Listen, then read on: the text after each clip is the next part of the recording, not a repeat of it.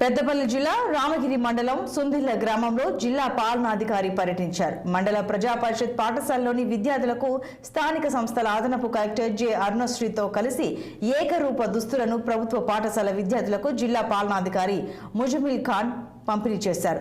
స్వశక్తి మహిళా సంఘాలు ఉపాధి కల్పనకు ప్రణాళికబద్ధంగా కృషి చేయాలని ఖాన్ సూచించారు. స్వశక్తి మహిళా సంఘాలు స్కూల్ యూనిఫామ్ కుట్టే సెంటర్ను సందర్శించిన జిల్లా కలెక్టర్ మహిళలతో కలిసి ఏకరూప దుస్తులు కుట్టారు.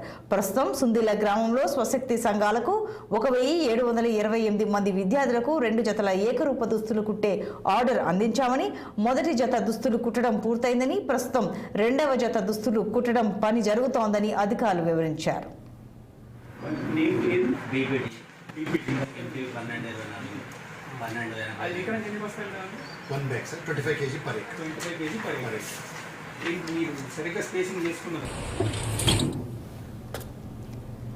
ప్రధాని నరేంద్ర మోడీ తమిళనాడులోని కన్యాకుమారిలో పర్యటించారు. ఈ నేపథ్యంలో